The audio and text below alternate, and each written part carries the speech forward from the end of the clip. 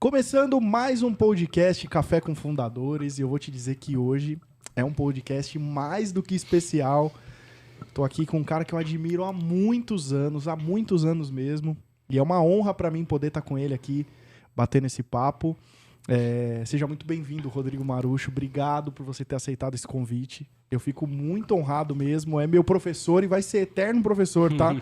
Participei lá da turma... talvez a 2 ou 3 do treinamento Magia da Excelência, faz muito tempo. Tanto eu quanto minha esposa, a gente participou junto. E foi uma experiência incrível. Então, poder estar sentado com o meu professor aqui é uma honra, cara. Obrigado por você ter aceitado o convite. Imagina, obrigado eu. A honra é minha também muito.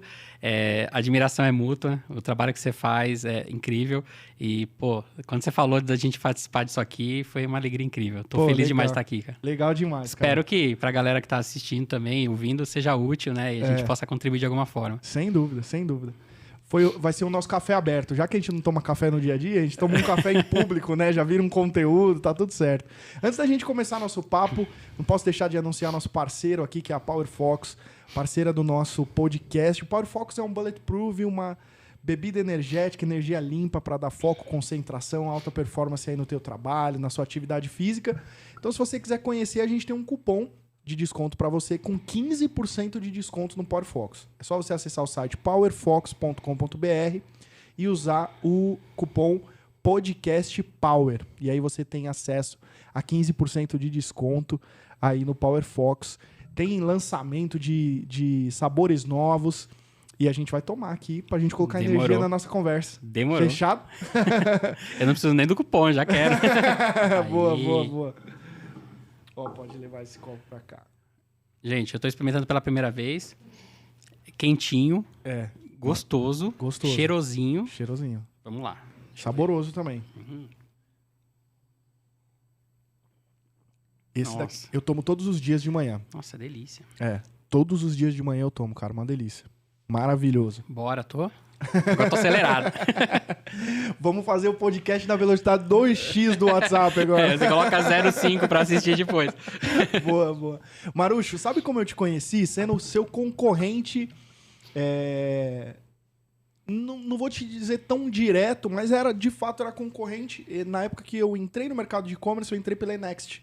Ah, que legal. E aí era uma época que praticamente só tinha a Marucho Consultoria e a Next Consultoria no mercado de e-commerce, né? Então, de certa forma, te conheci ali como concorrente do business, né? Sim. Mas, cara, sempre tive uma admiração gigantesca pelo teu trabalho, a forma como você cuida das pessoas e das relações com as pessoas. Isso que sempre foi uma coisa que eu sempre admirei. E... embora no meu olhar de trabalhar na Next, a Marucho era uma concorrente, de repente eu tava no fórum do e-commerce Brasil e tava você, o Gabriel, o Dante conversando. Eu falei, cara, esse cara é genial, né? E quero conhecer mais sobre esse cara. E aí fui me aprofundando, enfim, consegui construir uma relação de amizade com você e foi muito legal. Mas eu queria, antes da gente entrar em papos mais profundos, eu queria que você falasse um pouquinho da sua trajetória. Como que você entrou no digital? Como que você entrou no e-commerce? Como que foi aí tua experiência de construção dessa sua experiência para se tornar consultoria, né? O que você fez antes do Marucho antes do CNPJ? Tudo começou quando eu estava com 7 anos de idade e eu tive hepatite. E aí eu não podia ir para a escola. E meu pai foi sorteado num prêmio lá e ganhou um computador CP200 da Prológica, que nem existe mais. E eu comecei a programar em Basic sem nem saber que aquilo era programação. Uau! Ali eu me apaixonei por tudo que existe do digital e não parei mais. E virei um nerdão mesmo, eu gostava pra caramba disso. Cresci fazendo isso e cheguei naquela fase do que eu vou ser quando crescer, né? E eu sempre fui apaixonado por biologia e sempre fui apaixonado por tecnologia. E aí eu comecei a colocar na balança o que de repente ia realizar mais algumas coisas. Eu falei, vou pra tecnologia. E aí fiz processamento de dados, aí descobri o universo Microsoft, que o meu primeiro emprego foi como atendente de telemarketing da Microsoft. E aí eu descobri que existia a certificação Microsoft, existia todo um processo ali muito incrível. E aí eu fui atrás disso, tirei certificações, MCPs. Que legal. E aí fui entrando de cabeça, até que um dia eu descobri que dava para comprar online. Tô falando década de 90. É isso que eu ia perguntar. Que ano que a gente tá falando Estamos aqui? falando década de 90, eu entrei numa loja que chamava cduniverse.com, americana. Eu já, como nerd, né? Então eu entrei na internet desde o começo, né? Via BBS, eu ficava lá me divertindo. Madrugada dentro que era mais barato. E era muito doido, porque eu conhecia gente do mundo inteiro. Tava lá com o dicionário do lado, não tinha Google, né? Sim, Dicionário sim. do lado traduzindo, tentando comunicar com a galera. E eu lembro que eu fui lá e falei, cara, tem um negócio aqui que parece ser uma loja. Porque tem uma vitrine, tem produtos e preço em dólar. E era a época que o dólar era meio 1 para 1, assim, era super barato. E eu tinha um cartão que permitia, né? Era um cartão internacional. Aí eu peguei e comecei a seguir o que o site me sugeria. Olha, vai pra cá, vem pra cá, adiciona, entra numa cestinha, num carrinho, coloca teus dados, coloca teu cartão. Falei, opa. Aí eu vi um cadeadinho, já existia. Falei, opa, isso aqui parece seguro. Eu conheci um pouco de tecnologia. Falei, vou me jogar. E eu tive acesso, eu gostava muito, eu gosto ainda, mas eu gostava demais de Metallica. Uhum. E lá nesse site tinha um box que não existia em lugar nenhum no Brasil, eu nunca tinha visto. E eu falei, caramba, isso aqui eu vou ter acesso a esse troço. E os caras prometeram que entregavam. Eu nem pensei em risco, eu falei, meu, se eles estão falando que entrega, eles entregam. E aí eu coloquei meu cartão, e sabe o que aconteceu, cara? Eles entregaram.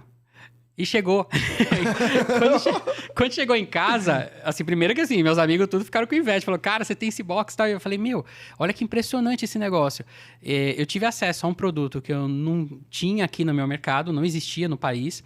Eu tive acesso sem precisar sair de casa, que é muito favorável para quem é bem preguiçoso que nem eu. Eu falei, que delícia você receber em casa, com total segurança no caso ali, não teve problema. E os caras cumpriram com o prometido. Do começo ao fim, minha experiência foi incrível. Eu falei, meu, vou viver desse troço. Uau. Ali mordeu o bichinho do e-commerce. E aí eu já estava meio que nesse processo ali de Microsoft e tudo. E eu falei, meu, vou começar a olhar para esse lado. Desse ponto em diante... No Brasil tinha alguma coisa? Já tinham as primeiras lojas virtuais. Aí que eu fui entender que aquilo era e-commerce, aquilo era loja virtual, que tinha pagamento, que dava pro cara comprar e receber em casa. Aí começou a surgir Cultura, Livraria Cultura, surgiu lá o Submarino, começou a surgir os caras, né? Sim. Magazine Luiza, lá os primeiros, né? Os malucos que ficaram com o facão abrindo a trilha, né? E eu já bebendo na fonte, acompanhando tudo e pirando e falando, cara, eu quero trabalhar com isso. E esse período é o período pré-bolha, né, da internet. Que a gente teve um período da bolha... dos anos 2000, né? O período da bolha da internet foi quando, tipo, todo mundo tomou um susto. Mas até aquele momento, tava todo mundo com muita grana na mão, colocando dinheiro em vários projetos que a gente até, de gosto duvidoso, que a gente não sabia se ia dar certo. Mas tava aquele boom de startups, né, nascendo no mercado digital. E sem um modelo de remuneração muito claro, porque ninguém sabia o que ia dar, mas estavam apostando. Sim. E aí eu olhei para aquilo e falei, cara, tem uma oportunidade aqui. Eu já trabalhava no mercado, mas eu pensei, pô, tem uma oportunidade aqui. Porque tem muita gente muito endinheirada que vai precisar de suporte, de ajuda. Eu botei a mão na consciência e eu falei, não sou competente, eu não tenho a capacidade de montar um business plan. Eu não sei como pensar um modelo de negócio. Eu não tinha de onde tirar um modelo de negócio naquela época. Mas, de repente, eu posso ajudar esses caras que estão com a grana e precisam realizar esse business plan. Uau, demais. Eu vou fornecer para esses caras. O que eu manjo? Um pouco de tecnologia. Aí o meu irmão, ele começou numa trajetória parecida, só que ele foi mais pro design e programação. E aí a gente se juntou. Cara, vamos servir esses caras. E a gente criou uma das primeiras agências digitais do país. Chamava Brasil Multimídia. O nome multimídia era de propósito porque era a palavra do momento. Sim, tudo era Você multimídia, comprar um computador, né? kit multimídia.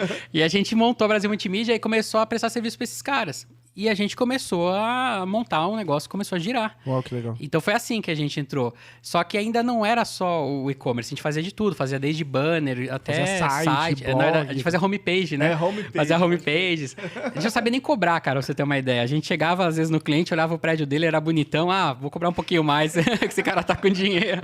A gente tava abrindo também um caminho. Sim. A gente virou o braço digital de um monte de agência gigante, porque os caras não tinham gente de digital lá dentro. E precisavam fazer campanha e tudo mais. Já tinha essa demanda sido construída no mercado, Já estava começando. Né? Sim. E eles não sabiam nem por onde, não sabiam nem como falar com esses clientes. Então, tanto que mudou muito, né? No começo, a gente falava com cara de TI.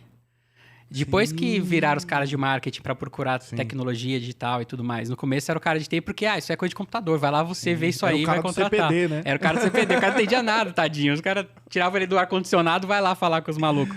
Então, foi assim a trajetória. A gente pegou isso e quando chegou ali mais ou menos em 2002, a gente foi fazendo alguns projetos de e-commerce, mas ainda bem incipientes. Mas eu queria entrar, eu queria conhecer mais, eu queria estar dentro de uma operação. Eu comecei a sonhar com isso. Eu falei, cara, eu quero enxergar a vida real ali. Entender como é que é, porque eu só vejo a mágica da capinha pra fora. Cara, lógico. Quero ver o que acontece, como é. E aí eu comecei a pensar muito nisso e apareceu uma oportunidade de eu trabalhar nos primeiros shoppings, o primeiro marketplace do Brasil foi o Shopping Qualivilas, que era um shopping virtual do Banco Real, que tinha lá seus clientes PJ, seus clientes pessoa jurídica, e dentre eles estava nascendo ali Netshoes. Foi uma das primeiras, foi o primeiro canal de vendas da Netshoes, foi dentro do Qualivilas. E eu era o cara que tinha... Era aquele marketplace que vai sempre no fim de quando desloga do Internet Bank? Ele usava esse recurso também, legal. Mas ele era o cara que você tinha uma lojinha dentro. Como era o Rakuten, assim, que o cara tinha o ambiente dele com o checkout compartilhado ali, que já tinha isso naquela época, 2002. Caramba. E aí conheci vários caras e o meu papel lá era ser um consultor de varejo virtual, era o CVV. E o meu papel, não o CVV do CVV, né? Sim. Que também faz um trabalho incrível, mas às vezes era parecido. Às vezes o cara tava bem triste, eu tinha que dar uma segurada pra ele não desistir, porque as vendas tinham que acontecer. Sim. E o meu papel era esse, era transferir a experiência do cara de barriga no balcão para a experiência digital. Eu já estava me formando consultor ali. Sim. Já estava entendendo como ia ser. E aí, dentre vários caras que eu atendi, a Netshoes foi um dos caras que foi o principal, inclusive, super ali. Pequenininho ainda. Super, Lojinha era numa lojinha. Maria Antônia. Cara, pra você ter uma ideia, eu lembro de fazer reunião com o Márcio, né, que foi o dono da Netshoes, um dos donos, né, por muitos anos, até vender pro Magalu, de a gente estar no meio da reunião ter que interromper porque tinha que levar 3, 4 pacotes, que era o pedido da semana. No correio. A gente atravessava a Maria Antônia, ali perto do Mackenzie, aqui em São Paulo. Atravessava a rua, ia na agência dos Correios, despachava as 4 caixinhas, 5 caixinhas. E esse era o pedido da semana. Caraca. Pra depois virar 40 mil pedidos dia e assim vai, né? Sim. É bizarro. O resto é história, né? O resto é história, e a gente conhece bem. Então, foi isso, cara. Minhas primeiras... primeiro pezinho assim, começou com Qualivilas, dali eu me apaixonei. Aí eu conversei com o Edu, falei, Edu, isso aqui tá me puxando muito, eu quero vivenciar essa experiência, quero conhecer esse negócio por dentro, quero falar que construí algo nisso, porque eu sou apaixonado por esse troço e falei, isso aqui é o futuro. Naquela época já era o futuro, né? Hoje é a realidade. Sim. E eu me joguei. Então, eu trabalhei lá, depois eu trabalhei... Aí, o projeto, infelizmente, acabou porque o Banco Real queria vender já para o Santander. Então, tudo que era produto não financeiro, que diretamente não construía carteira de clientes, eles tiraram. E o Shopping Qualivilas, ele não tinha esse propósito. Ele tinha poucos lojistas para ser relevante. Tinha um interesse indireto, né? Então, acabou não ficando, né, o projeto em pé. Mas a gente vivenciou muitas coisas legais. Eu fui dali, trabalhei depois no mercado ainda no Jacotê, depois trabalhei no que era comparador de preço, concorrente do Buscapé na época. Trabalhei depois Aí quando eu tava no Jacotê, o Márcio da Netshoes me ligou. E ele falou, Marucho, lembra que eu sempre brincava com você, que um dia você vai trabalhar pra mim? Porque ele tinha essa brincadeira, né? Sim. Pô, Marucho, um dia você vai trabalhar comigo, quando eu crescer. E ele falou, cara, chegou a hora, tô crescendo, vem pra cá. Aí eu fui trabalhar com ele. Fiquei lá quase 3 anos. Ajudando na estruturação da Netshoes para ela se tornar o que ela é hoje, né? Eu fui diretor de operações, cuidava de todas as áreas praticamente, menos o marketing, o financeiro e comercial. Então a gente ficou colocando gente lá. Que o Márcio era bom nisso, né? Pra caramba, né? Absurdo. Os caras são ninja, né? Assim, o cara mais gênio que eu trabalhei, não tenho dúvida. Imagina. E aí a gente fez esse processo. Eu fechei o ciclo ali, começou já não ter mais graça de jogar o jogo ali, porque já tava tudo muito organizadinho, já tinha os donos de cada caixinha, tinha processo pra tudo, tava bem bonitinho. Aí eu falei, pô, precisa de mais desafio, né? E eu já tava começando a querer voltar a empreender. Eu falei, pô, eu acho que de repente eu vou começar a ser professor. Ali eu comecei a dar aula, foi lá 16 anos atrás. Comecei a dar aula, comecei a fazer palestra, comecei a comunicação, que é o que me apaixona. Sim. Você vê que eu vou ficar falando sem parar, né? Que eu amo. E aí eu fui pra essa linha. E aí apareceu a oportunidade de ir para a Shoestock, trabalhar lá na transformação digital. Em 2009, a gente já falava de transformação digital ali, Caramba. de omnichannel ali. Sim. E quando ninguém tava falando, a gente tava testando coisas. Ninguém tava falando nem de e-commerce em 2009. Imagina de sapato feminino, cara, que era bizarro. Sim. Todo mundo falava, tinha objeção, como assim? E, cara, só no primeiro dia vendeu 70 pedidos. Uau. Assim, foi absurdo, é uma puta operação gigante. A gente, em menos de um ano, a gente já tinha break-even da operação. Show que foi pra Magalu também, né? Foi. A Netshoes comprou, olha que coincidência. A Netshoes comprou para poder ter Omni, poder ter loja física. Não foi você o advisor dessas operações, não? Não, eles já deviam ser bem amigos, tanto que o Márcio até ajudou, deu indicação, né, para eu ir para X-Stock, ele me ajudou bastante também nessa transição. E aí da X-Stock, depois, a gente cumpriu a missão. Ali já começou a aparecer alunos das aulas, eu dava aula na Coin School, dava aula em vários lugares, e os caras falavam, pô, Marucho, você não quer me ensinar? Eu sei que você está falando, quer me ajudar a fazer na minha empresa? Eu falei, pô, isso é consultoria, né? E nessa época já existia a Inext. Ela tinha um ano já quando eu entrei. Ah, que legal. E aí tinha a Econ também, do Michelazzo. Sim, sim. Que eles até nasceram juntos, né? Depois foi cada um fazer a sua. E aí eu falei, pô, isso já existe, mas é incipiente. E não tinha uma regra clara. Aí eu falei, acho que eu vou nessa. Só que nesse meio do caminho apareceu o Que Vestir. Com uma proposta super legal de ter participação no negócio. Eles estavam capitalizados, tinha vindo o Grupo Tiger, colocado grana e falou, eu preciso de uma gestão profissional para fazer isso aqui acontecer. Aí eu fui com a missão de botar a ordem na casa, como eu fiz no Jacotei, como eu fiz na Netshoes. Eu meio que sou organizador de casa, né? Fui me formando assim. E eu comecei assim com a minha própria empresa, que era uma bagunça, eu também tive que organizar junto com o meu irmão. E a gente foi indo nessa trajetória, eu falei, pô, isso aqui é um caminho, vou empreender de certa forma, porque vai ser parte minha. Sim. Só que não era isso ainda. E aí começou a aparecer mais caras, uma hora eu falei, quer saber, eu vou fazer de final de semana.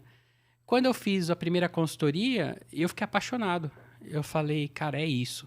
Aí eu fiz o pezinho de meia, me organizei, me planejei, ofereci para virar consultor do Que Vestir, para deixar os caras na mão, e aí virei a chave. Nasceu a Marucho Consultoria, que hoje é MRX, tem 12 anos já. Não, eu conheci em 2013. Já tava Marucho, nessa. já tava rolando já, né? Já tava rolando. Nessa época eu comecei na Next em 2014. Porque eu tinha uma agência, mesmo esquema que você. Agência, eu tinha sido desenvolvedor, e aí fiz uma conta de padeiro, falei, nossa, eu ganho X, se eu fechar X projetos. Sabe aquelas contas de padeiro que não coloca nenhuma outra conta? E aí fui pra essa experiência e tal. E pra você ter uma ideia, minha primeira agência foi em 2007. Eu tinha 18 para 19 anos. Eu comprei um mailing de empresas que vendia na banca de jornal. Lista com 10 mil empresas. Contato de 10 mil empresas, exatamente. Eu não tinha nem grana pra comprar. Na época só tinha a Acna, que fazia disparo. Com K, né? A Acna. Eu usei muito que esses caras. fazia disparo em massa. É. E eu não tinha grana. Então o que eu fazia? Eu pegava essa lista e podia colocar 100 contatos por vez no Outlook. Aí eu colocava cópia oculta. Foi assim que eu fiz as minhas primeiras prospecções para conseguir vender. Pra você ver que não tinha chance nenhuma de dar certo. Tem cara fazendo isso hoje no LinkedIn. Exatamente. Só mudou a plataforma, né? Mas não tinha chance nenhuma de dar certo. Mas também foi uma experiência, assim, de eu conseguir vivenciar alguns desafios para eu poder me preparar para essa época. Mas em 2014 foi quando eu mergulhei de cabeça para trabalhar só com e-commerce, deixei minha agência, saí da sociedade que eu tinha e fui para a Next. Daí foi quando eu te conheci. Já estava super estruturado, enfim, já tinha alguns clientes. O Gabriel é bom pra caramba, junto com o Dante, cara. Exatamente. Eles estavam super no começo, nem é a Next de hoje, né? Nem se compara a Next de hoje.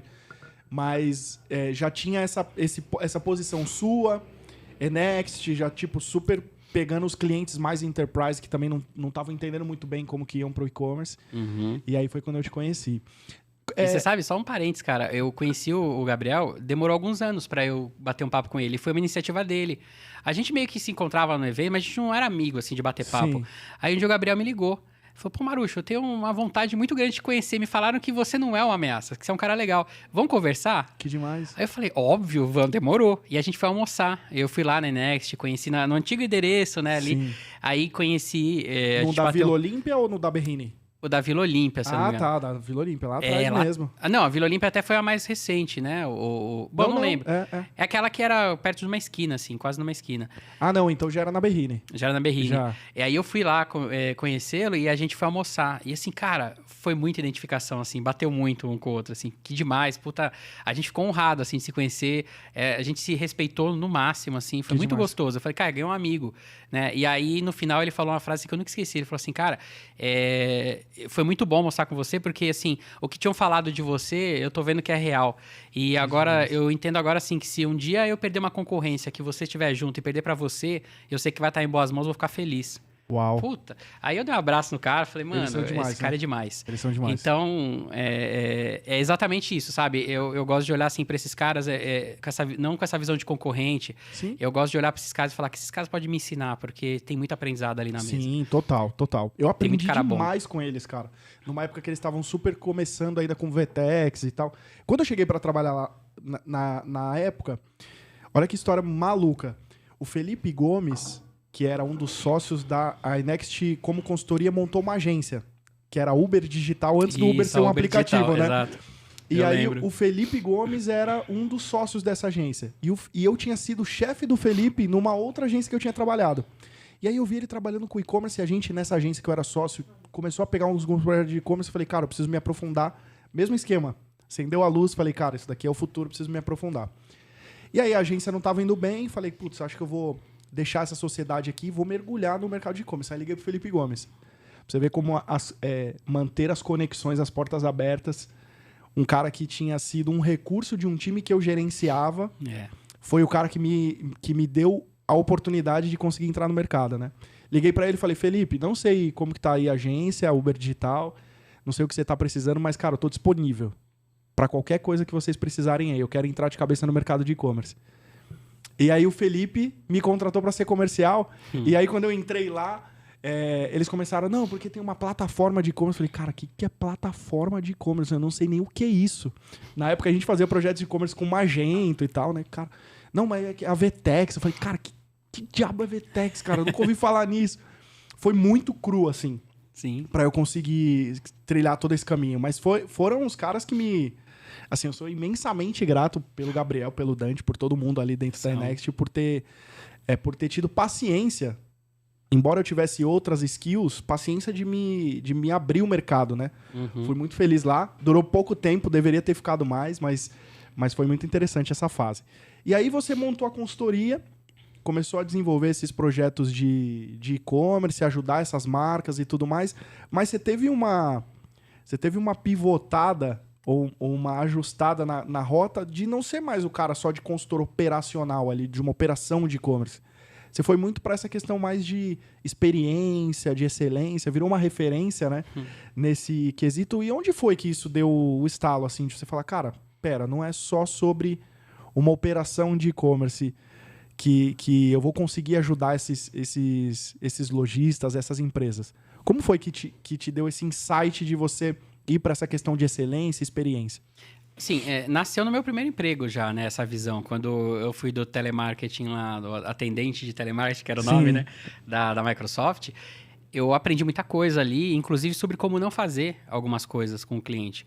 E eu me colocava no lugar do cliente, eu ficava desesperado porque tinha coisas que eu tinha que dar de notícias ruins, eu ficava de mãos amarradas, eu não tinha controle sobre o processo maior. Sim. Não podia fazer do meu jeito ou como eu acreditava ser o melhor, porque era o sistema. O sistema era aquele, estava instituído daquele jeito. E aquilo mexeu muito comigo. Eu falei, caramba, a gente hoje pode fazer isso, pode impor uma realidade para o cliente.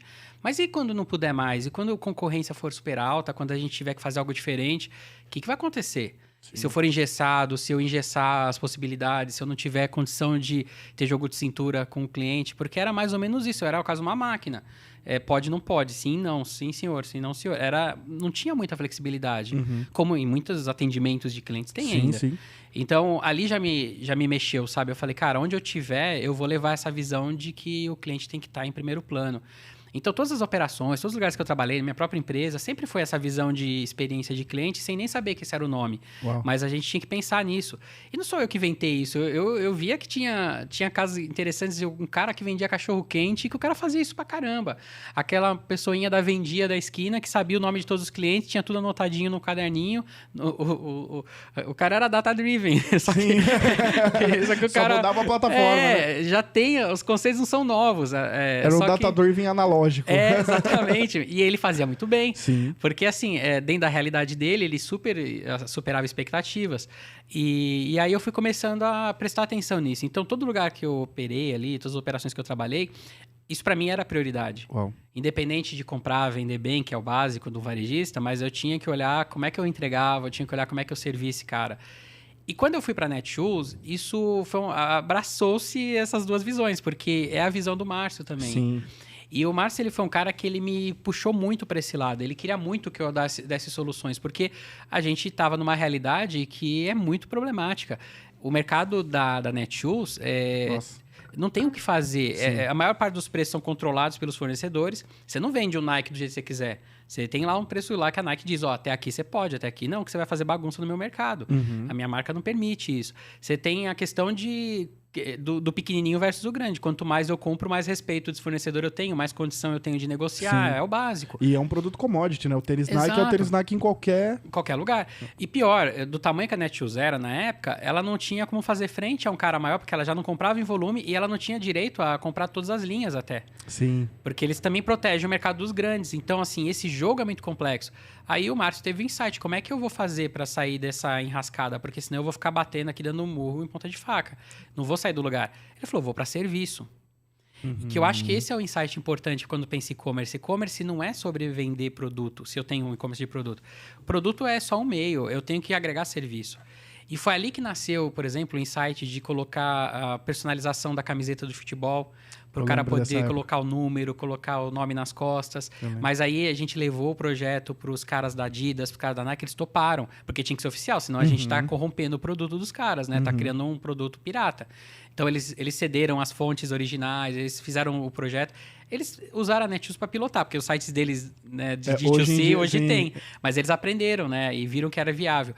E ali a gente começou a se qualificar e começar a se diferenciar com os serviços que agregavam a venda. Pra você ter uma noção, só te dando um feedback em relação a isso, eu já deixei de comprar camiseta em loja oficial por não gravar nome e número e comprar na Netshoes. Há muitos anos atrás, isso já aconteceu e não foram poucas vezes não, cara. Às vezes até para dar de presente e tudo mais, você acaba decidindo por conta de compor um produto mais o serviço que você está procurando, né? Assim, eram vários insights, assim, vamos vender agora nutrição esportiva. Pô, não dá para a galera do atendimento falar sobre isso, porque eles nem consomem. Vamos trazer a galera do Whey aqui, que come isso aí todo dia, que malha na academia. A gente montou uma equipe de crossfiteiro, literalmente, que era apaixonada por aquilo, que conseguia montar programa com o cliente. Que demais. E assim, o cara ganhava, o processo dele era o mesmo, só que assim, ele vinha com essa identificação. A gente começou a montar, um dos segredos da Netshoes de crescer foi que ela, isso é uma coisa bacana, uma vez que ela construiu a base de execução do processo, ela aprendeu a fazer, ela começou a exponencializar isso. Então, ela começou a abrir novas lojas virtuais para outros caras. Então, aí se formou o grupo Netshoes. Não tinha só... A gente chamava de loja azul. A gente dava cores para cada loja. Então, tinha loja azul, loja preta, loja vermelha. Cada uma delas. E aí, passamos a falar com os clubes para criar as lojas oficiais online desses caras. Eu lembro dessa época também. E aí, cara, a gente começou a qualificar ainda mais a experiência. Porque não dá, por exemplo, o cara da loja do Grêmio.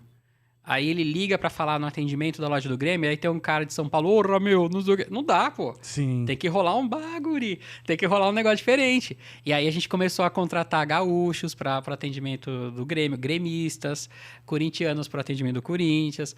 Os caras sabiam cantar o hino, sabiam a escalação do time, eles cornetavam na hora do atendimento. Que porcaria que o cara errou. De ontem, ele é mesmo, não sei o quê. Mas o cliente tá ligando pro Corinthians, é a loja oficial. Então, assim, ele tá ligando pro São Paulo, ele tá ligando pro Grêmio. Então, era assim, era um cuidado que foi se construindo. Tinha erros? Lógico que tinha.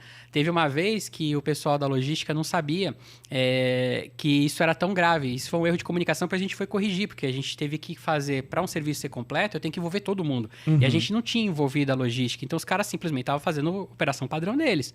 E aí, acabou os sacos de embalagem da loja do Inter. Aliás, da loja do Grêmio. Não, foi o contrário. Da loja do Inter acabou. Que era o saquinho Inter vermelhinho, né? Inter e Grêmio, quem é gaúcho conhece, né? É a maior rivalidade do Brasil, talvez. E aí, o que aconteceu? O cara comprou na loja oficial do Inter, acabou o saquinho vermelho. O cara não pensou duas vezes, pegou um da Netshoes, que era azul, botou o produto e mandou. Nossa. Cara, quase teve uma guerra mundial, assim, do presidente do Inter falar, tá fora, o que é isso? Porque chegou neles. O cara, imagina o torcedor, cara, eu comprei da loja oficial e me manda com um saco azul, então a gente tá lidando com paixão, e aí eu preciso saber disso, porque senão eu não consigo prestar um serviço decente. Então todo esse envolvimento a gente foi aprendendo, né, e construindo, mas assim, só resumindo, foi desde sempre, cara, essa visão.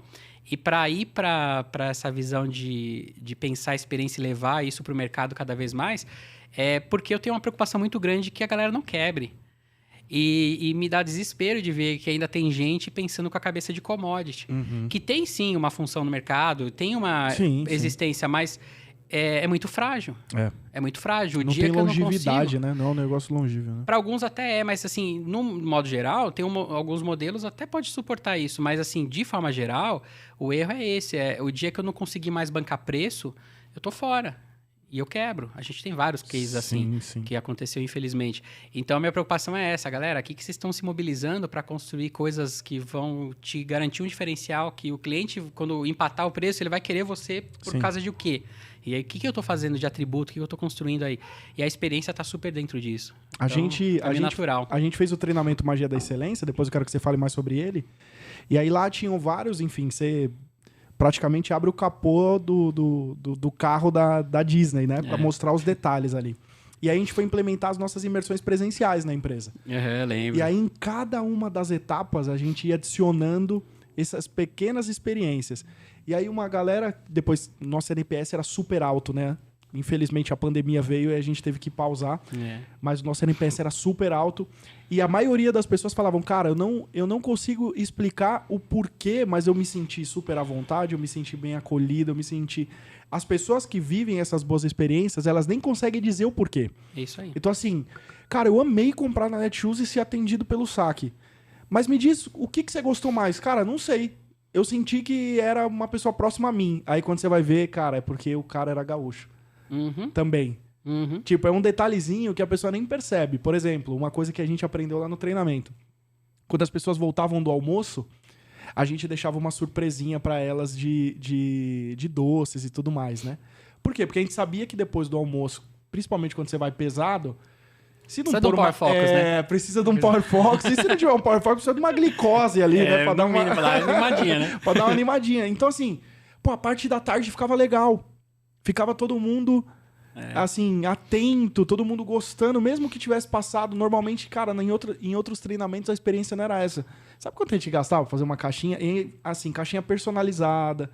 Cara, menos de R$5. Porque não é custo, é valor, né? Exatamente, é valor cara. percebido. Eram detalhezinhos que a gente ia fazendo no decorrer do dia, que era muito... Detalhe muito pequeno, coisa simples. Por exemplo, no final, a nossa imersão tinha 12 horas de conteúdo. O cara chegava 9 da manhã, saía 9 da noite. Meu, você tá exausto no final do dia. A gente ia lá e brindava. Abria uma champanhe com a tacinha, tudo do e-commerce e varejo na época. E brindava e falava, ó, parabéns por essa conquista, por esse desafio que você fez. Fechar em alta. Meu, quanto que custava uma garrafa dessa pra gente, dividido por 20 alunos que tinham lá? Cara, não custava nada. Saía R$2 por pessoa, R$1,50 por pessoa. Mas todo mundo... Mídia espontânea, fazer stories. Então, assim, são detalhes que eu acho que a vitória tá nesses detalhes. Não sei se você tem esse mesmo pensamento. A excelência mora nos detalhes, né? Acho que essa frase é fantástica. E o grande lance que a gente está trabalhando com percepção. E percepção é uma questão intangível, é emocional, é comportamental. Então, se eu entender como esse cara funciona, o que faz sentido, o que ele enxerga valor, eu posso construir soluções que geram essa percepção positiva que não estão necessariamente atreladas a um custo altíssimo. Sim. Eu vejo muita gente errar nesse ponto, porque quando a gente fala de excelência, de servir o cliente, de antecipar a necessidade, de surpreender, todo mundo acha que é comprando esse cara com uma grana muito alta. Sim. Que também é um caminho, só que não é o único e nem deveria ser o único. Na verdade, na maioria das vezes, não precisa ser, né? Eu brinco assim, cara, às vezes a gente tá preocupadaço assim, em montar um prato de Masterchef pro cliente e, cara, ele só queria um arroz com feijão temperadinho, sabe? Ele já ia estar super feliz. Sim. E eu preciso descobrir o que é que serve para ele, que ele vai ficar super feliz. E às vezes o arroz com feijão é super viável. Sim. Mas eu ponho meu temperinho, eu deixo com a minha cara, eu mostro o meu carinho em fazer aquilo e preparar para ele. E ele vai entender. Ele vai enxergar o valor porque está encaixado, tem fit. Sim. Então, essa coisa é muito complicada de muita gente fala assim, mas não vou fazer também porque é caro. Não vou fazer também porque eu não consigo, eu vou quebrar. Você vai quebrar se não fizer. Agora, talvez não quebre, mas é bem alta chance. Ou você vai ganhar menos do que você poderia. Sim. E então, o ideal é a gente pensar que solução simples eu consigo trazer para o cliente, mas que ele enxerga valor. Então, pegar um exemplo, né? A gente aprendeu isso na Netshoes, por exemplo, um caso interessante. A gente falou, precisamos valorizar esse cliente que já está fazendo um bom relacionamento com a gente. Baseado em que critério? No ticket. Então, esses caras que estão comprando, na época era o Nike Shox, né? Era o tênis mais caro que a gente tinha. Pô, esses caras estão comprando um ticket acima de R$600. Como a gente reconhece e valoriza isso? Porque a gente quer dar um reforço positivo para ele continuar fazendo. Sim. E isso é uma sacada legal. A gente tem sempre que reforçar o comportamento que é bom. O que é ruim, isso serve para criar filho, para criar cachorro e para criar cliente. Serve para tudo. Para fidelizar cliente. Fidelizar, total. A gente precisa reforçar os comportamentos que são adequados para ele e para a gente. Pô, como é que a gente reforça? Vamos dar brinde. Pô, o cara comprou acima de tanto, ele vai ganhar um brinde. Que brinde a gente pode dar? A gente olhou pro estoque, o que tá parado ali? Putz, tinha meia da Nike pra caramba, assim, que a gente não vendia. Pô, já... E assim, custo R$10, assim, custo baixo, assim, pra gente. Por um tênis de 300, né? Tava 600, bom pra caramba. 600, era bem mais. Então, assim, vai fechar a conta, vamos fazer isso, vamos colocar. Então, o cara comprou um Nike Shox, a gente, na hora de embalar, a gente já mete uma meia da Nike dentro. E bora. Começamos a fazer e começamos a mandar pra um monte de gente. Passou 2, 3 dias, cara, a gente começou a ter um monte de reclamação no atendimento. Clientes possessos falando assim, eu não pedi essa porcaria, se vier esse negócio aqui no meu cartão eu vou processar vocês. Deu tudo errado. Putz, vocês colocaram a meia sem avisar que a meia era brinde. O cara achava que tinha pagado. Fora, os caras que devem ter aberto a caixa falaram assim, os caras erraram, mandaram errado aqui, vou ficar quietinho e me dei bem, eles são ruins. Reforço negativo também. Errado. E daí foram os aprendizados. A gente fez até uma parte do processo. A gente tinha que ter um entendimento que não é só sobre eu oferecer algo, eu preciso garantir que o cara perceba o valor que eu quero que ele perceba. Exatamente. E como uma caixa de um e-commerce é passiva, eu tô ali à disposição do que o cara interpretar, eu preciso orientar o cara para o entendimento. Então, daquele ponto, uma cartinha. tem que ter uma cartinha. E explicar o brinde e valorizar o brinde no nível que ele entenda que ele se deu bem, que é uma vantagem. Então, a gente falava assim, pô, você recebeu uma meia Nike incrível, que é tanto poliéster, tanto vai servir para sua academia, para o seu momento de lazer, para você curtir os seus dias de emoção, fala de emoção, envolve emoção no produto. E aí o cara ficava encantadíssimo. Custava R$10 pra gente, mas o cara falava, deve valer uns R$100 essa meia. A cartinha é 5 centavos, né? Na cabeça do cara era isso. Então, essa construção, ela é super necessária, porque senão também eu crio a ideia, faço um negócio incrível, mas esqueço do último detalhe, que é garantir que esse cara perceba esse valor. Então, é uma responsabilidade nossa fazer com que ele perceba. E se ele continua achando que a gente é caro, que a gente não é viável, das duas, uma. Ou ele não deveria ser nosso cliente, e tá tudo bem. Porque não importa o que eu faça, eu posso dar um tênis pro cara de graça, ele ainda vai achar que é caro. Sim. Então não é um cliente para mim. Agora, se ele deveria ser meu cliente e ele continua com objeções altíssimas de fazer negócio comigo, é responsa nossa. Sim. Alguma coisa eu tô devendo aqui que eu não tô construindo valor. E, Perfeito. de novo, vou pelo mais simples possível, que já vai ser encantador se eu souber comunicar bem. Perfeito, perfeito. O que te...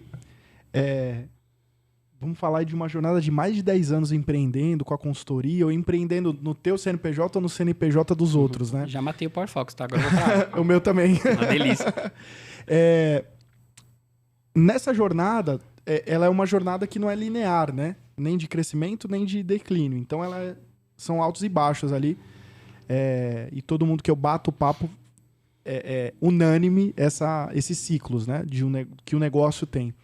O que te mantém empreendendo com o mesmo entusiasmo, mesmo você tendo vivido vários desses ciclos? Ciclos positivos de crescimento, ciclos de desafio, relança um produto novo, entra no mercado de treinamento, vai aprender de novo, né? Traz de novo conhecimento, 10 anos de experiência, não, vou voltar a ser aluno. O que te mantém entusiasmado nessa sua jornada de empreendedorismo, mesmo ele não sendo algo linear? É saber exatamente por que eu faço o que eu faço. E não esquecer. Por que você faz o que você faz? Porque é uma missão de vida. Eu tenho pra mim que eu nasci pra fazer isso. E se eu não fizer isso, eu não tenho razão de estar aqui. Eu abandono. E a minha razão de ser é ajudar pessoas a serem melhores. Porque se eu fizer isso, isso volta pra mim. É a minha crença pessoal. Então, eu posso fazer isso com treinamento, posso fazer isso com consultoria. Mas imagina, eu penso assim, se eu ajudo um empresário, esse cara vai bem, esse cara tem um impacto na sociedade. Esse cara contrata mais gente, dá mais oportunidade de pessoas que, de repente, não têm essa oportunidade de se formarem, crescerem, ganharem mais dinheiro, consumirem e serem mais felizes. Então, eu acho que tem uma responsabilidade muito grande no que eu faço e essa missão está atrelada a isso. Isso faz com que eu tenha resiliência. que é aquela capacidade de você suportar quando o bicho pega, porque não é o mar de rosas, tem dias difíceis. A gente também é humano, a gente tem dia que a gente também tá com preguiça, ou a gente tá triste, ou a gente tá chateado, mas quando a gente se reconecta com essa razão de ser, que aí eu não quero entrar em papo de coach no sentido pejorativo da palavra, mas essa questão de ter o propósito claro, definido e saber por que faz, é fato que você tem resiliência, porque você fala, não, vai valer a pena, vamos um pouco mais, vamos remar um pouco mais. Hoje eu perdi a batalha, amanhã eu vou levantar de novo, vamos para cima, hoje vai dar. Porque essa conexão com essa questão, ela está acima do jogo que está sendo jogado. Ela está superior a isso tudo. Então, vem as consequências. Você vai construindo uma coisa sólida, você vai conseguindo, mesmo nos tempos difíceis, você vai obter ajuda de tudo que é lado, porque você está consistente, você está respeitando o tempo para as coisas amadurecerem, porque você tem resiliência para esperar os momentos, você não entra em desespero, você confia, você sabe que você vai ter que revisitar sempre aquele processo e melhorar, e você faz isso com prazer, porque tudo está conectado com a missão. Todas as vezes que eu esqueci da razão de ser, foi uma porcaria. Parte disso da aula. Teve, assim, nos 10 anos que eu dei aula na Coin School, por exemplo, o NPS era altíssimo, sempre gostavam da minha aula, porque eu faço com entusiasmo, eu amo o que eu faço, então não tem como não vender uma ideia se você não está apaixonado por ela, né? E, então eu sempre fui apaixonado por esse troço. E teve uma vez que eu esqueci disso. Toda vez que eu ia dar uma aula, toda vez que eu dou uma aula, eu faço isso, eu vou a um evento, palestrar, eu me concentro antes e penso assim, vamos lá, você está aqui para essa missão. E eu relembro a missão, porque aí eu faço com mais prazer e faço melhor. E um dia eu esqueci. Cheguei correndo, trânsito, estava atarefado e só entrei para dar aula. Cara, não consegui conectar com a galera. Eu senti a galera fria comigo. Não foi a mesma coisa, eu estranhei. Eu falei, o que aconteceu aqui? Aí no final eu sempre faço esse exercício, né, de revisitar. Eu vou assistir esse podcast, eu quero sempre olhar, né, e entender como que eu funciono, né? Tô aprendendo, me vendo depois. E aí eu olhei aquilo e falei, cara, eu esqueci do meu propósito. Eu tava lá só para cumprir uma função, tipo como se fosse um cara que só carimba e sem razão de ser. Um robô. E no máximo por vaidade. E não tá conectado com a minha missão. Isso. Então, pode reparar, quando a gente esquece disso, ou a gente não tem isso claro, a gente sempre vai para preço. A gente sempre vai para dinheiro. Aí a gente fala assim, pô, eu não ganho o suficiente, essa grana não serve. A gente fica nessa questão que é mais pontual e que, é claro, é necessária, né? Eu preciso pagar boleto, né? Mas a gente só vai para isso, então não sobra mais nada. E assim, se eu só penso nisso, isso eu posso fazer com qualquer outro tipo de trabalho. Então eu começo a pular de galho em galho, eu não crio uma firmeza no processo. E eu acho que as coisas sólidas, elas precisam de tempo. Então, hoje eu estou com 12 anos fazendo consultoria, eu estou há mais de 20 anos trabalhando com e-commerce. Assim, não é fácil, mas assim, me dá tesão saber que agora tem metaverso, que agora vai ter mais uma onda diferente de coisas, mais possibilidades. E aí eu já olho para esse lado humano, o que vai acontecer, como que a sociedade vai encarar isso tudo, vai ser bom, vai ser ruim, vai ter coisa ruim, os robôs vão invadir, vão matar todo mundo, não sei. Vamos estudar esse troço. Então, isso vai dando sempre um gás. Eu acho que a gente só envelhece para alguma coisa se a gente desiste daquilo ou esquece por que faz. Então, eu quero estar com, sei lá, 100 anos, que a gente vai viver bastante. Sim, se Deus quiser. Eu vou viver muito, cara. Se depender de mim... Se me permitir aqui, eu vou ficando. Então, tô encostadinho aqui, ó, Deus, não me puxa. Eu vou ficando. Agora, a ideia é essa, é que eu consigo continuar sendo útil e continuar cumprindo com essa minha razão de ser. Como que você descobriu, ou como que você encontrou, né, esse propósito? 19 para 20 anos, eu tive uma crise existencial. Porque, diferente do meu pai, dos meus pais, que eles tiveram uma vida mais complicada, né, que vieram bem de uma situação que tiveram que ralar demais. Então, eu já fui fruto de um sucesso que eles atingiram. Eu tive uma vida mais tranquila, né? Eu não passei fome. Apesar de a gente ter uns perrengues, assim, de perder as coisas, recomeçar algumas vezes, que fez parte do nossa trajetória, eu tive a oportunidade de estudar. Eu tive a oportunidade de poder trabalhar só quando podia e não porque precisava. Eu tive uma série de questões. E eu comecei a prestar atenção no mundo. E me bateu uma baita culpa. Tipo, cara, o que você tá fazendo de útil? Você é um peso morto pra sociedade. Porque você não tá devolvendo pro mundo um monte de coisa que você tem. Você teve um monte de coisa. E aí? Cara, deu um choque. Tipo, aí eu comecei o que você tá fazando com tudo que você recebeu, né? Pois é, pô, você tá numa situação que é favorável pra caramba. Eu não era milionário, mas eu olhava pra baixo, via uma situação muito problemática para muita gente. Uhum. Eu andava na rua, eu olhava o mendigo e falava assim, pô, eu ia estudar, eu estava no Mackenzie. E eu descia no metrô assim. A Maria Antônia tem uma história forte na sua vida, né? É engraçado, né? Sem querer, voltei neles. É verdade. E eu passava ali por vários mendigos e eu olhava aquilo e falava, cara, por que esse cara tá ali e o que pode ser feito? Ou não dá pra fazer, a gente já desistiu como sociedade, já jogamos a toalha. Só que começou a voltar pra mim essa... Não que eu tivesse a responsabilidade sobre a vida do cara, porque a gente não consegue abraçar isso, mas o que eu posso fazer pra influenciar? Aí que startou, cara. Eu comecei a procurar trabalho voluntário, eu comecei a me interessar pelo tema, comecei a olhar em volta, comecei a prestar atenção no que estava acontecendo, para começar a formar dentro de mim essa ideia. E aí, para conectar com o propósito de vida, foi rapidinho, porque aí achei sentido. Eu gosto muito de um livro, eu li esse livro na época também, que é do Viktor Frankl, que chama Em Busca de Sentido. É pesado, tá? Não é um livro fofo que você vai ler comendo pipoca.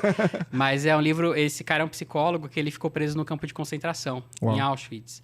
E ele era judeu, né? Então, e ele ficou preso. E ele fez disso o propósito dele, que era estudar o comportamento humano. Por que algumas pessoas desistiam e simplesmente morriam, ou eram mortas? E por que outras prosperavam mesmo naquele ambiente totalmente inóspito e continuavam vivas? E aí ele falou, eu vou sair daqui, eu quero viver para sair daqui e escrever essa tese.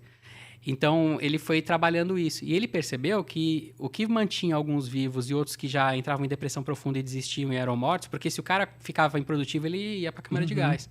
Mas os caras estavam parecendo saudáveis e produtivos, eles mantinham. Sim. Então, ele entendeu que esses caras que permaneciam vivos, esses caras tinham alguma missão para fazer. Ele tinha um propósito para fazer. Alguns era sair daqui para matar todos os alemães. Sim. E tá tudo bem, era a energia que ele usou. Exato. Agora, outros não. Outros eu vou reencontrar minha família, eu vou retomar meus negócios, eu vou voltar onde eu estava. E o dele, ele também construiu. Eu vou sair daqui, vou criar essa tese e eu vou produzir isso. E ele criou um negócio chamado logoterapia, que é a terapia do sentido, que salva muitas e muitas vidas do suicídio. Esse cara ajuda muita gente. Esse instituto de logoterapia que ele criou. É bem legal, se alguém tiver interesse, depois dá uma pesquisada. Vou pesquisar. O Victor é com K, Victor. E o Viktor Frankl, ele encaixou muito no que eu pensava. Eu falei, cara, se eu não tiver um sentido, quando vier uma dificuldade, eu vou entrar em depressão, eu vou me fragilizar, eu posso até tirar minha vida. Que é o que acontece com muita gente. É um GPS sem rota, né? Exato. E vem acontecendo, infelizmente. Sim. A pandemia potencializou isso. A gente está nesse papo nosso até agora que muitas pessoas já se suicidaram. E isso é uma questão que daria para a gente gerenciar, daria para reverter. Então, o propósito claro e o entendimento do que está fazendo vai dar essa sustentação para seguir em frente. E o empreendedor precisa muito disso. Sim. Porque todo dia ele está lutando contra ele, com todas as limitações dele, Sim. mas também contra o propósito do processo do mercado. Tem muita gente que fala do empreendedorismo como, você tem que acertar mais do que errar. E eu acho isso, pelo menos a minha trajetória não foi assim. Eu muito mais errei do que acertei. Só que as poucas vezes que eu acertei, compensaram as vezes que eu errei. Então, às vezes, eu vejo que tem muito empreendedor que está triste. E, putz, eu erro mais do que eu acerto. Tem que acertar mais do que errar. E não necessariamente. Às vezes você precisa acertar só uma vez, né? Dentre todos aqueles erros e aquelas tentativas que você teve, às vezes você precisa acertar poucas vezes para você ter um resultado que compense todos os erros. E eu vejo que essa busca por sempre acertar, sempre tomar decisões acertadas e tudo... Cara, há 3 meses atrás eu errei. Tomei uma decisão errada que impactou meu negócio, de certa forma. Uma decisão errada, errei. Errei com toda a experiência, com toda a bagagem, empreendendo desde 2007, cara, errei. Tomei uma decisão errada, impactou meu negócio e ponto. Então, eu vejo que essa busca pelo perfeito... Não, porque o que você está errando é aquilo que você não sabe. Não, eu errei e sabendo. Tomei uma decisão errada. Sei lá, talvez o meu lado emocional tenha influenciado mais do que o meu racional. E errei. Eu acho que essa busca, talvez por essa perfeição, por esse caminho perfeito, seja o que faz tanto o empresário se sentir mal, se sentir péssimo, se sentir incapaz de realizar algumas coisas, né? Eu tenho sempre tido esse entendimento. Cara, eu vou errar mais do que acertar, só que eu preciso acertar poucas vezes. O pouco que eu acerto compensa todas as minhas outras tentativas e todos os meus erros, né? O erro, só comentando rapidinho, essa questão do erro é importante porque o erro ele coloca a gente em estado de alerta. Porque a gente esquece de vigiar. em algum momento a gente vacila, porque quando a gente está acertando muito é perigoso também. Sim. Porque a gente é do ser humano, a gente entra num clima de já ganhou. Putz, eu sou bom nisso aqui. O motoqueiro cai quando, né? Quando tá ele já cheio de sai confiança, né? Exato, essa é a frase. E aí, o que acontece? Você errar já sabendo, te colocou em estado de alerta de novo. Sim. Você já tá atento agora. Total. E outra, você aprendeu. Agora, é óbvio que sem romantizar o erro, né? Às vezes eu quebro. Às vezes é cruel. Aconteceu comigo na agência, só para contar um caso bem rápido. Aconteceu comigo, a gente cometeu um engano muito sério. A gente pegou um projeto na época, lá na década de 90, a gente era muito juvenil. Sim. Mas a gente não errou sabendo, a gente errou por inocência. Sim. E a gente pegou um projeto maior do que a gente podia tocar. E a gente cometeu um engano na época, que hoje virou um aprendizado, que a gente delegou nosso sucesso para terceiros. A gente contratou programadores e a gente não fez um super gerenciamento em cima. Esses caras foram empurrando com a barriga, não entregaram, levaram o nosso dinheiro e a gente quebrou. Porque a gente quis honrar com o cliente, no mínimo, já que a gente não ia conseguir fazer o projeto, no mínimo a gente quis devolver a grana do cara. E aí a gente ainda envolvia a nossa vida pessoal com o negócio, a gente teve que se desfazer de bens para poder devolver o dinheiro do cara, porque esse dinheiro já tinha sido consumido, a gente já gastou. Você já tinha pago os caras, né? E a gente usou para os recursos. E foi terrível, porque... e isso foi inesquecível, que eu passei 3 noites em claro. E não era uma rave, era simplesmente eu tentando buscar... Não tava com Power Focus, não era Power Focus, era eu desesperado tentando achar uma saída.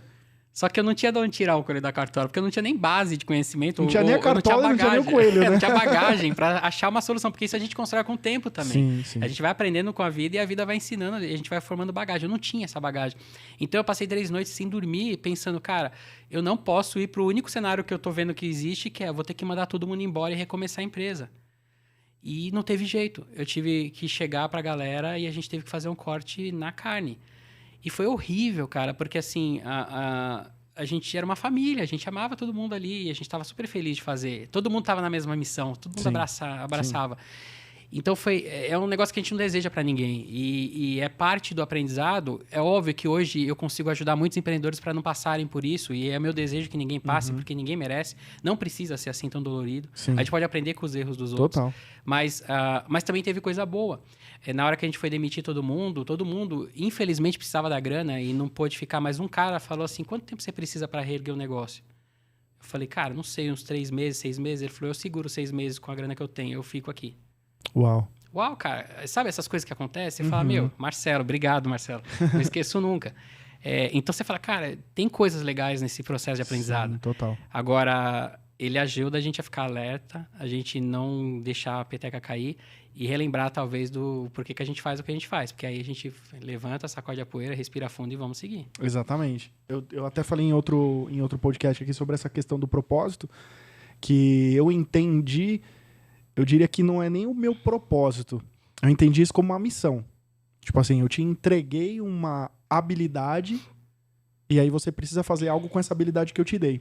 E o que me trouxe essa visão foi minha própria fé, né? O que me mantém entusiasmado é a minha fé. Assim, minha conexão com Deus e a forma como eu encaro isso que ele me entregou. Porque, cara, se fosse pelos desafios... Nossa, eu já tinha desistido, sei lá, talvez no primeiro ano de negócio, de todos os negócios que eu já fiz. Porque, de fato, sem esse porquê, muitas vezes o cenário não te dá cartas o suficiente para você se sentir entusiasmado. Né? Então, fica raso, né? Exatamente. Se não for por conta do porquê, é muito difícil encontrar. E eu vejo que tem muita... Hoje, essa questão do propósito ficou muito forte, né? Às vezes eu vejo... adolescente querendo saber o propósito e tal. Pô, acho legal buscar, mas eu tive que rodar um pouco mais pra achar. Não foi uma coisa que eu achei tão... Não é simples. Até porque ele tá alinhado com o grau de maturidade que a gente já adquiriu. Exatamente. Então eu penso muito assim, qual é o teu propósito de momento? Que talvez você ainda não construiu o maior. Né? Desse ciclo atual, qual que é o que te move? O que é que te move? Porque já é algo pra te sustentar no processo. Depois você vai vislumbrando um maior e um que é o teu definitivo, Sim. que na verdade, ele vai nascer desses outros que você vai criando. Então, eu tive nessa trajetória vários propósitos até chegar nesse que eu tenho agora. E que talvez amanhã seja um outro diferente maior. Mas no meu momento de maturidade é o que me sustenta, é o que me satisfaz. E faz sentido. É a busca do sentido, né? Sim, demais. Então é o que mantém. O que você diria para quem tem... essa vontade de empreender, essa vontade de construir um negócio, de viver do próprio negócio, que eu acho que tá entre os 3 maiores sonhos do brasileiro, né? Viver do próprio negócio. Mas ainda, de certa forma, falta coragem. Assim, coragem de confiar no plano, coragem de poder assumir esses riscos, né? O que você falaria? Que conselho você daria para alguém que tem a vontade, mas de certa forma ainda falta coragem, ainda falta talvez ainda seja um pouco avesso a risco? O que você daria de conselho? Se alguém tivesse sentado aqui para tomar um café com você procurando essa resposta de você. Eu sempre digo assim, vive aquilo que te faz bem. Se você vai ficar extremamente desequilibrado, vai te fazer mal pra caramba tentar, você não tá preparado para isso, não precisa ir agora. Viva o teu perfil empreendedor dentro da empresa que você trabalha hoje, onde você ganha um salário. Porque eu fiz isso quando eu estava no mercado, eu me sentia como dono. Só que com a vantagem que eu tinha férias, eu tinha salário pingando na conta. E eu experimentei ser dono indiretamente, porque eu assumi aquilo como meu, ao ponto de, vai no banheiro, ver papel no chão, você pega e coloca no lixo, imprimir com os 2 lados do papel para gastar menos, mas a empresa não era minha. Mas eu sentia como minha. Então, é um exercício que eu posso ir construindo para entender. Quando eu olho para isso, eu começo a compreender o dono. Porque às vezes a gente tem uma visão que é muito limitada. A gente olha para um empreendedor e fala assim, tá lá o cara tá milionário. Lá o cara não sei o quê. Esse aí também, né? Porque a gente tem uma visão muito limitada. Sim. E quando a gente coloca para valer, para rodar, e a gente começa a prestar atenção, a gente fala, não, peraí, esse cara também tem problema. Esse cara tem uns perrengues que eu não faço ideia. Esse cara tá vivendo... Eu quero ter isso para mim? Deixa eu entender... Então, eu sentava com os donos para entender a cabeça do cara. Porque eu quero voltar. Eu tinha essa ideia, mas será que é isso? Deixa eu testar. Quando eu tive a noção clara que sim, aí eu fui. Então, assim, a não ser que o bicho pegou, tô desempregado, preciso comer, aí eu vou me vir nos 30. Um empreendedorismo por necessidade. Por necessidade. Né? Agora, se eu posso planejar uma trajetória e isso me cativa, a minha sugestão é estudar demais o que é isso. Entender o que é você ter que fazer escolhas, às vezes, muito duras, de abrir mão, às vezes, de um tempo pessoal, de família, às vezes. Não, mas eu quero criar um negócio equilibrado. Não vai no começo. Pode ser que lá na frente sim, mas no começo você vai ter que colocar teu tempo, tua vida naquilo. Porque não dá para delegar o teu sucesso. Eu aprendi isso lá com os programadores, que eu deleguei o sucesso para eles e quebrei. Então, eu vou ter que olhar, eu vou ter que cuidar. É meu. Então, assim, se eu fizer isso hoje já no meu emprego, eu já vou pegar o jeito, vou aprender. E aí eu vejo se faz sentido ou não. Por isso que eu falo assim, eu falaria para um cara na minha frente assim, cara, se te faz sentido, vai. Se não, fica como você tá e você vai ser feliz pra caramba. Porque não tem só um caminho certo. Tem um caminho que te faz bem. Sim. Se você é um intraempreendedor e você vai ser o melhor cara do teu negócio, mas pensando como dono, se joga. Agora, se você, tiver lá e sempre mal resolvido, sempre achando que você está enriquecendo o cara e você podia estar no lugar dele. Então, dá teus pulos, estuda, aprende, mas saiba que vai ter um processo que não é tão confortável. Agora, tô falando isso para inibir o cara? Não, tô falando isso para ele não quebrar e não sofrer. Eu não quero que quem tá ouvindo a gente passe 3 noites sem dormir de verdade, porque tomou uma decisão que tem uma consequência pesada. Mas se topar e aquilo estiver dentro do propósito de vida, se joga. Mas se joga com planejamento. Quando eu virei consultor, eu fiquei alguns meses fazendo pé de meia, entendendo o mercado. Eu já tinha a ideia mais ou menos clara, mas eu preciso estudar, preciso compreender. Eu tinha a possibilidade de fazê-lo. Quando eu entendi, falei, agora está na hora, eu fui. Então, assim, isso tudo conta. Agora, cuidado só com o processo de boicote, porque eu, como empreendedor, a gente precisa se conhecer. Você fez o plano perfeito? Claro que não. Pra você ter uma ideia, quando eu comecei a ser consultor, na minha cabeça, eu ia fazer só o planejamento. E só o que veio no começo era, cara, me ajuda a botar meu site no ar. Eu virei um subidor de loja. Sim, na minha trajetória inicial. Eu era um implantador. E não era o que estava na minha perspectiva, mas eu falei, vamos aí, vamos sondar o mercado, vamos entender até chegar na onde eu almejei, se é que é possível. E depois eu fui direcionando. Mas e tem isso, agora, a sorte, as oportunidades só vão surgir quando a gente está já em andamento e com o radar ligado, né? Sim. É legal você ter falado de sorte. O quanto você acha que esses fatores aleatórios te ajudaram a acertar, assim? Porque sorte, para mim, é isso, né? É o fator que eu não controlo, que acaba sendo favorável a mim, de certa forma. Eu não estava na minha mão esse caminho e acabou sendo favorável a mim. O quanto que o fator sorte te ajudou nessas... E se é que você acredita, né? Então, eu questiono um pouco essa visão de sorte porque me parece muito injusto. Uhum. Eu entendo no jogo, o cara teve a sorte de ganhar na Mega Sena. Beleza, aí é justo porque é do jogo que alguém vai ser sorteado, alguém vai ter os números lá. Mas na vida, a sorte me parece um privilégio de poucos e isso não é legal. Na minha crença sobre como a vida funciona, eu de verdade acredito que existe muita justiça no processo. Por mais que a gente olhe coisas que a gente acha injustas, mas eu acho que a vida não tem esse processo. No meu entendimento. Então, isso me faz essa crença. Então, a sorte, para mim, seria meio que roubar no jogo. Então, eu entendo que as oportunidades, elas vão acontecer dentro de possibilidades que eu estou buscando, que eu estou trabalhando, que eu estou me preparando, e que se eu estiver atento com o radar ligado, eu consigo abraçar. Porque não vem de graça. Mas quando eu estou ali predisposto, eu estou olhando para aquilo, por exemplo... Quando eu comecei a entender a cabeça de um empreendedor, eu trabalhei na Braz e Figueiredo, que era uma empresa de software e de treinamento. Foi lá que eu fiz minha formação de Microsoft, naquela época que eu era de TI mesmo. E eu lembro de falar com a Figueiredo, né, que era o Braz, o Eurico Braz e tinha a Leda Figueiredo, e eu falando com a Leda, ela falou assim, sabe o que eu faço no final de semana, Marucho? Eu falei, não, eu entro no caderno de empregos e fico olhando as vagas do jornal. Que na época tinha jornal, Sim, né? sim. E eu falei... Tem que explicar pra geração nova, né? Exatamente. Pessoal, jornal era um negócio de papel, que ficava até um negocinho na mão, assim, era bem gostoso. Aí eu falei, sério, pra quê? Ela falou assim, porque eu quero ver como é que tá o mercado, quero ver meus concorrentes se eles estão contratando, eu quero ver se tá aquecido, pra eu já me antecipar e poder fazer alguns movimentos. Era cabeça de empreendedor. Então foi sorte que ela se antecipou e conseguiu contratar um monte de dev, porque ela sabia... Não, ela percebeu que o mercado tinha uma tendência, que estava aquecido. E ela criou um novo curso para desenvolvedor, porque ela viu que tinha um monte de gente abrindo vaga de desenvolvedor. Ela leu o mercado. Então, isso não é sorte? Nossa, você acertou muito com esse treinamento, tá dando turma cheia toda vez.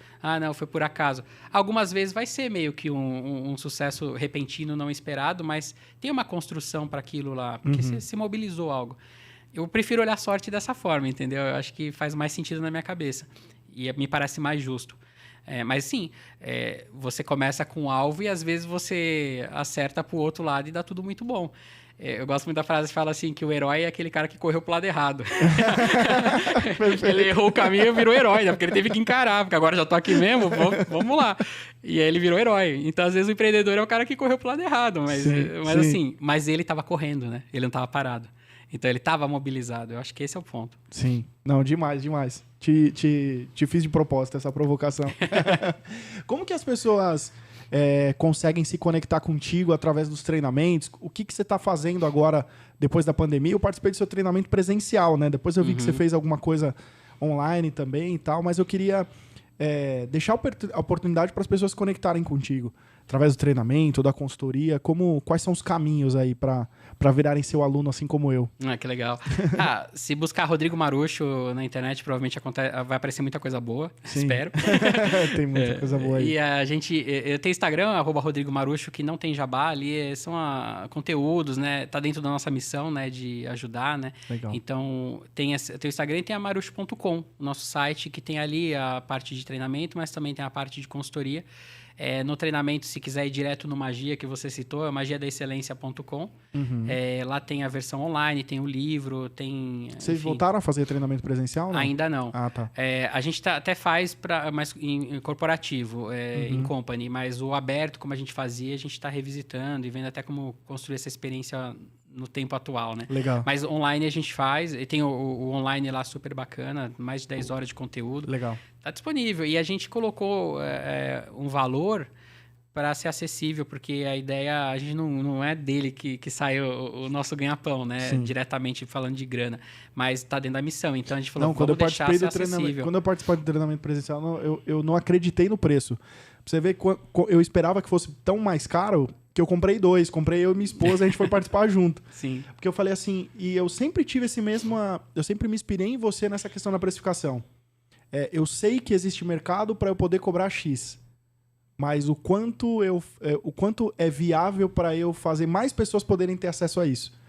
Então, seu treinamento online, seu treinamento presencial, teu livro, são coisas que você sempre teve essa posição. E eu sempre me inspirei nessa forma. Então, para tudo que eu faço, também é da mesma forma. O mercado, existe oportunidade para eu cobrar X no mercado, mas como que eu faço para mais pessoas participarem disso? Então, é dentro dessa precificação viável para o negócio, né? O negócio continua sendo lucrativo, continua sobrando dinheiro. Exatamente. A conta fecha, sobra, né? O negócio para de pé. Mas eu consigo incluir mais pessoas. E tem uma visão também que eu acho que todo empreendedor precisa ter, que vem dos investidores, né? Os caras falam sempre assim, não coloque todos os ovos numa cesta só. Sim. O empreendedor precisa pensar produtos, serviços e caminhos alternativos e que ele possa até ter a condição de brincar com inovações, testar coisas novas, mas ele tem outros ali no guarda-chuva que estão sustentando aquelas iniciativas. Sim. Então, essa sempre foi minha busca. Quando eu comecei a dar aula, fazer palestra, trabalhar e etc., foi essa tentativa de ter várias fontes de renda, várias fontes de recurso que possibilitariam eu chegar e fazer uma magia a preço de custo. Porque eu tenho a consultoria, por exemplo, que vai dar sustentação a isso. Se não tivesse essa realidade, talvez eu não pudesse realizar isso tão simples. Eu teria que parar um pouco mais e tá tudo bem, é do jogo. Mas isso é importante. O que eu consigo no meu negócio? Construir produtos que vão dar recorrência, produtos que vão dar um ticket que de repente é sustentável, produtos e serviços, né? Que vão me dar essa possibilidade de brincar e de abrir mercado e de as outras frentes estão pagando essa conta. Aí eu tenho equilíbrio e consigo realizar meus sonhos.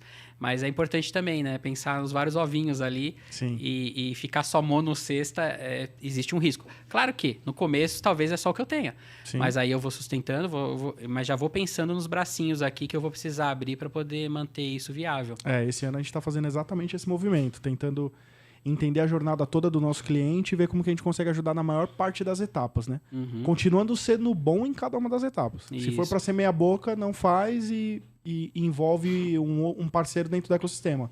Mas se a gente consegue ser bom naquilo, a gente vai dentro da jornada toda justamente para poder caminhar com o cliente por mais tempo e, de novo, né, ter várias fontes de receitas diversificadas para não ficar sustentado em um único pilar, né? Por exemplo, magia, né? Pegando como exemplo, né? Falando um pouquinho da estratégia, que aqui é para empreendedores, a gente pensar a estratégia.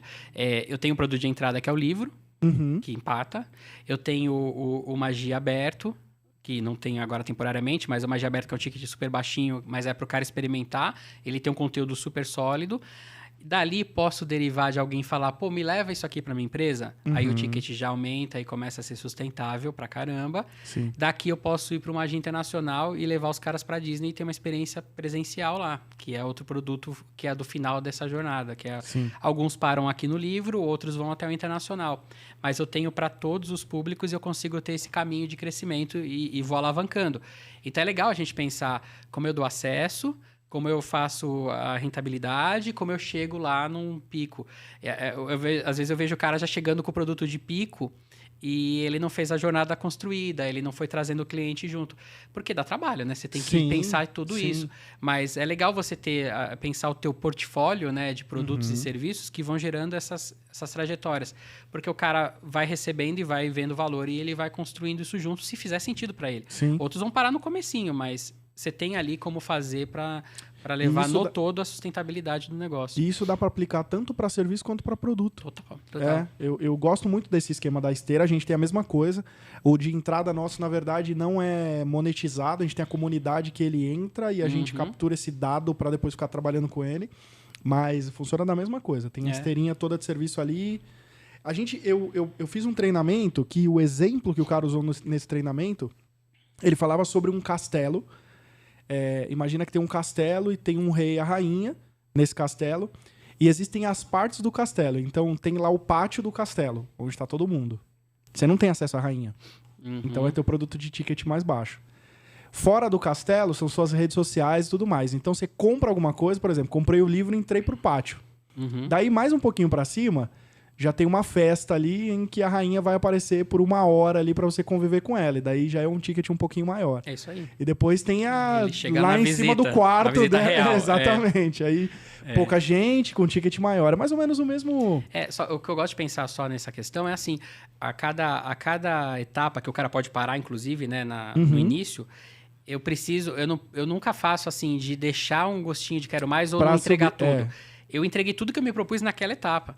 Porque talvez ele pare ali e ele não vá para as outras porque não tem grana naquele momento. Mas, assim, mas tem que ter começo, meio e fim aquele exato, ciclo, ele né? precisa ter a entrega ali. Sim. O que eu vejo muita gente fazendo é só colocar como isca. O cara dá só uma degustação e deixa o cara com fome e aí o cara vai querer, ele vai se esforçar pro outro. Funciona, mas eu não acho, pra mim não é legal. Não é justo, né? Não acho, porque se o cara, ele é um cara daquele momento, daquela etapa, por que ele não vai receber tudo que aquela etapa se propõe? E se o cara comprou teu livro, ele quer resultado com o livro, né? Exato. Então eu não posso fazer um livro meia boca que, você quer saber mais, vem no treinamento.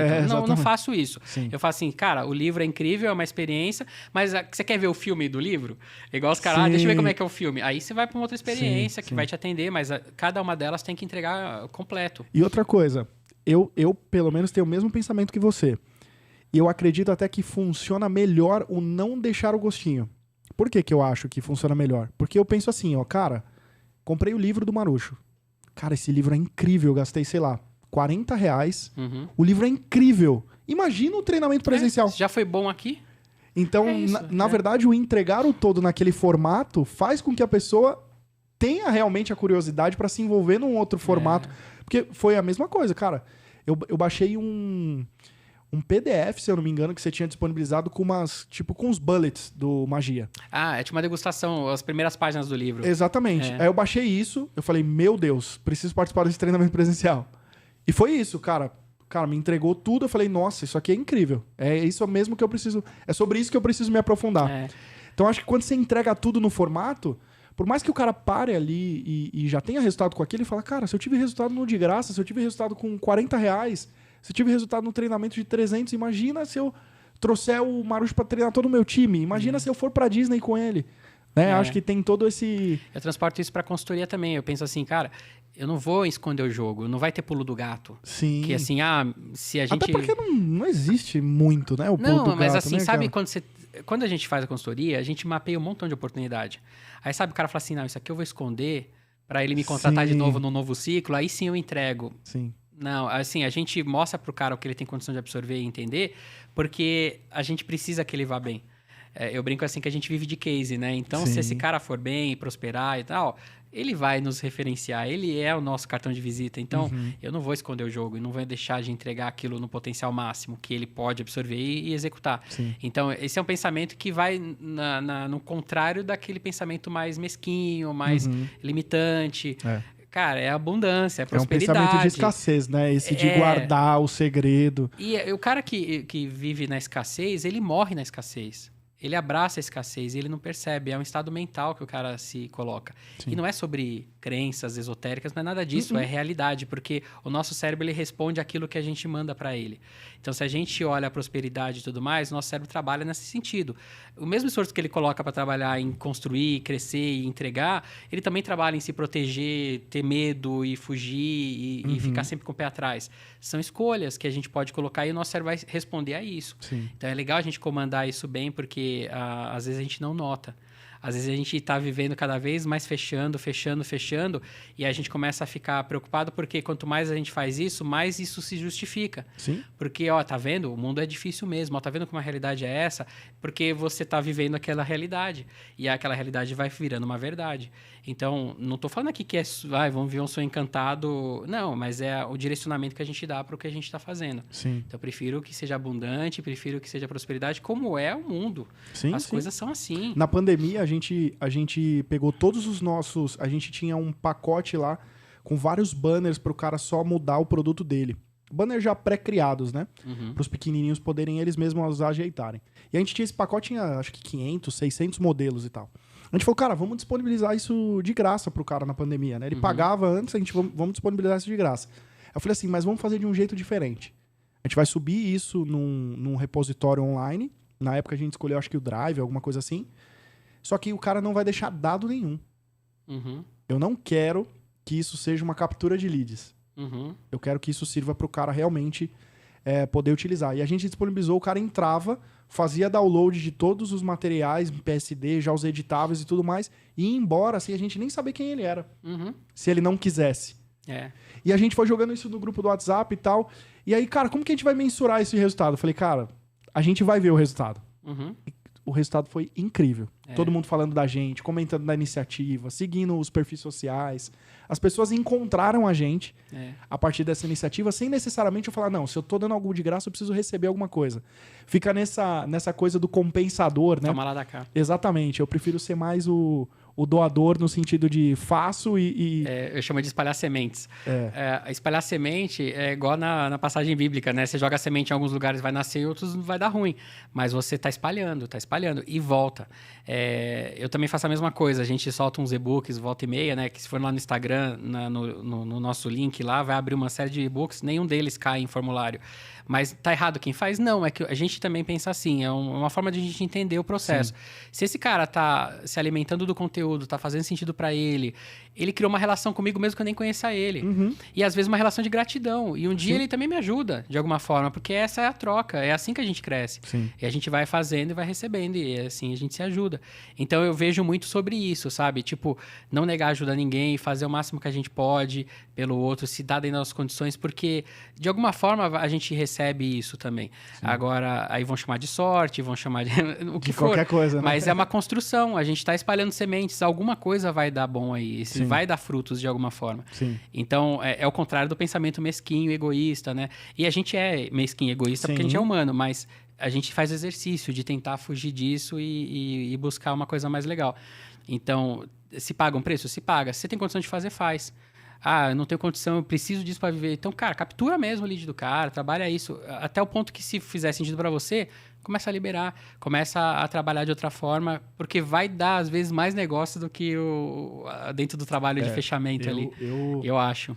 Mas eu sempre escolhi esse caminho, mas é muito nossa crença. Pode ser que um amigo tá ouvindo, ou uma amiga tá ouvindo a gente agora falando assim, os caras estão viajando. O que esses caras tomaram aí ali no PowerFox? O cara de growth deve tá assim? Bravíssimo com a gente. Pois amigo de growth, continue fazendo muito bem o seu trabalho, tá tudo bem. Sim. Mas aliás, você vai ser cobrado por quantidade de lead que você gera, então vai fundo. Continue firme no propósito. Agora, é fato que muitas das coisas que a gente cede, elas constroem um caminho aí que a gente não consegue nem prever de coisa bacana, de prosperidade. Isso eu acredito demais. E tem me trazido até aqui e tá funcionando. Vamos seguir funcionando. Eu também. Eu gosto mais de ser lembrado do que de ter uma lista grande de e-mails. Por acaso que eu escolhi no meu modelo de negócio trabalhar num formato mais boutique. Para mim faz mais sentido eu ter poucos e bons clientes, eu ter uma jornada ali mais próxima. Sim. Como você falou antes da gente iniciar o bate-papo aqui, o Igor tinha comentado assim, eu tenho clientes que viram amigos, a gente também. O Magia da Excelência existe no meu caminho, na minha jornada, porque um cliente amigo me falou, vamos fazer um treinamento na Disney, porque eu sei que tem. Eu nem sabia. Eu falei, sério que tem? Vamos lá. E aí tudo começou. Caraca. E a gente foi para Orlando e fez o treinamento juntos. Ele se deu a casa dele que ele tinha lá pra gente, quando fazia Magia Internacional, também ficar hospedado. É um cara que deu muita força. Ele prefacia o nosso livro, é o Márcio lá da Terra Azul, que fica lá no Maranhão. Que pra mim é o Walt Disney aqui no Brasil. Ele pensa muito em excelência. Não, eu gostei um dia, você comentou comigo, esse cara do Terra Azul, que ele falou assim...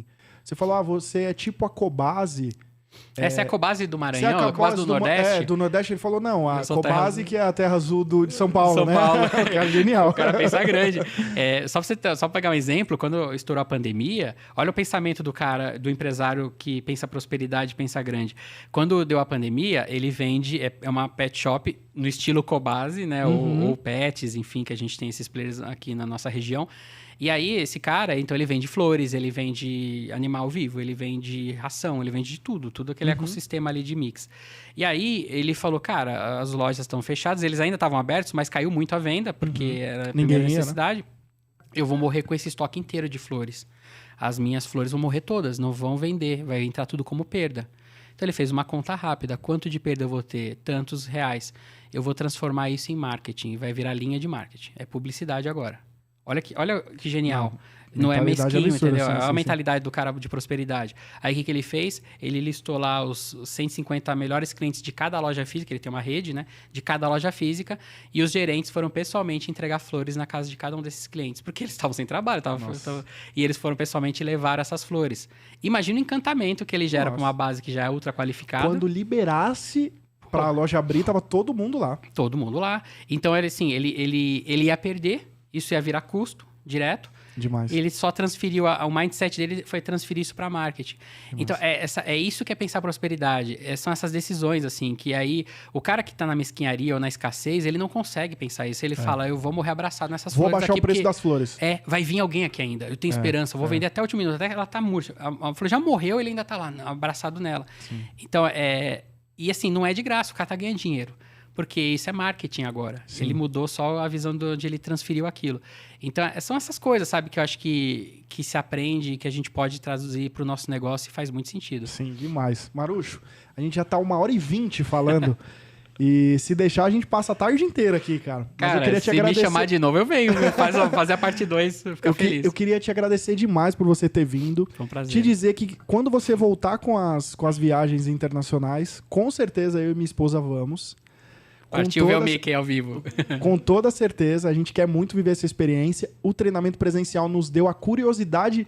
Enquanto você contava as coisas que aconteciam, eu falava pra ela, a gente tem que experimentar isso de perto. Então, quando você voltar e tiver de novo esses treinamentos internacionais, pode acionar a gente aí que a gente, legal, vai ser um prazer. Que a gente vai fazer de tudo para poder participar. Mas queria te agradecer demais por você ter aceitado o convite, batido esse papo. Com certeza vão ter partes 2, 3, 5, 10. Conta comigo, só chamar. Vamos estar perto o máximo. Tem Power Focus, eu venho, só chamar. O máximo possível, porque nossos propósitos se completam. Então, vamos no máximo continuar espalhando essas sementes aí. Obrigado, viu? Obrigado, pessoal, que teve a paciência de assistir até aqui. Sim. Tamo junto e espero que a gente possa continuar sendo útil, né? Que é cumprir nossa missão aí com felicidade. Marucho, obrigado. Gente, até a próxima segunda-feira. 12h, mais um episódio do nosso Café com Fundadores. E, eu fui no relatório do canal, 70% das pessoas que assistem um podcast não são inscritos no canal. Ô, galera. É um pecado isso, né? Galera. Então, você que assistiu o episódio até aqui... Sininho. Exatamente. Se inscreve no canal, põe a notificação, sininho, que os conteúdos estão maravilhosos. Você que veio através do conteúdo da entrevista aqui com o Marucho, vê os anteriores também que estão incríveis. E a gente vai continuar aqui toda segunda-feira, 12h, fazendo esse trabalho de espalhar sementes. É isso aí, Vou começar a usar esse slogan. Que bom. Gente, até a próxima segunda-feira. Valeu e tchau. Valeu.